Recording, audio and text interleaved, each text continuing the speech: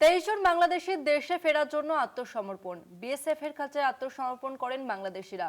বসিরহাট মহকুমার হাকিমপুরের ঘটনা এসআইআর আবহে বাংলাদেশে ফেরার হিড়িক। 23 জন বাংলাদেশির দেশে ফেরার জন্য আত্মসমর্পণ। বিস্তারিত জানবো, আমাদের সঙ্গে ফোন লাইনে রয়েছেন প্রতিনিধি সঞ্জিত চক্রবর্তী। সঞ্জিত,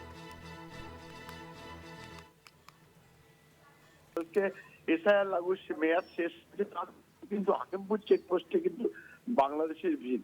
আজকে সকালবেলা যে ছবিটা দেখা গেছে উত্তর 24 পরগনার স্বরূপডাঙ্গর ভারত বাংলাদেশ সীমান্তে যে হাকিমপুর চেকপোস্টে গত কয়েকদিনের মতো কিন্তু আজকেও কিন্তু বাংলাদেশিরা এসে শিশু, মহিলা, পুরুষ সহ 23 জন তারা বিএসএফ এর কাছে আত্মসমর্পণ করেছে এবং তারা বাংলাদেশে যাওয়ার জন্য তারা চাইছেন।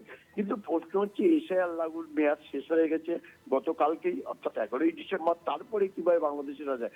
এখন কিন্তু এই বাংলাদেশিদের নিয়ে কিন্তু যথেষ্ট আইনি জটিলতায় পড়তে পারে এমনটা মনে করছে বিএসএফ সূত্রে। কেন, তাদের যে মেয়াদ একদিকে শেষ হয়েছে, অন্যদিকে কোন প্রসেসে অর্থাৎ কোন মানে আইনের মধ্যে দিয়ে তারা দেশে ফেরাতে পারবে বাংলাদেশে, সেটাও কিন্তু একটা জটিল সমস্যা দেখা দিয়েছে। ইতিমধ্যে কিন্তু তারা সীমান্তে ভিড় জমিয়েছে, তারা দেশে যাওয়ার অপেক্ষায়।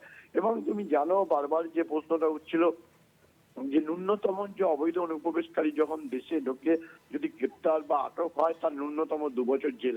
তারপরেও কিন্তু এসআইআর লাগুর পরে রাজ্যসারী রাজ্যের বিভিন্ন জায়গা থেকে বাংলাদেশিরা কিন্তু হাকিমপুর চেকপোস্টকে বেছে নিয়েছিল, সেখান থেকে তারা বাংলাদেশে ফেরার জন্য, অন্য অন্য চেকপোস্ট বাদ দিয়ে। কিন্তু প্রশ্ন হচ্ছে আজকে যখন এসআইআর লাগুর যখন গতকাল শেষ হয়েছে মেয়াদ, আজকে আবার নতুন করে যে এসেছে, এই নিয়ে কিন্তু একটা আইনি জটিলতায় পড়েছে একদিকে সীমান্তরক্ষী বাহিনী, অন্যদিকে যারা অবৈধ অনুপ্রবেশকারী বিভিন্ন সময় দেশের বিভিন্ন জায়গায় তারা বিভিন্ন কাজের সঙ্গে যুক্ত ছিল এবং তারা কিন্তু দেশে ফেরার অপেক্ষায় কিন্তু তারা তাকিয়ে রয়েছে। কিন্তু প্রশ্ন হচ্ছে কি করে তাদেরকে কোন আইনি প্রক্রিয়ার মধ্যে থেকে তারা বিজিবি অর্থাৎ বিএসএফ বিজিবি ফ্ল্যাগ মিটিং করে তাদের দেশে ফেরাবে, এটা নিয়ে যথেষ্ট সন্দিহান রয়েছে।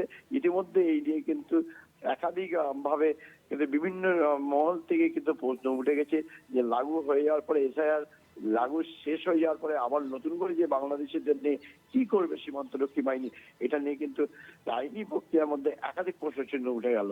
তাসমিয়া, ধন্যবাদ সঞ্জিত।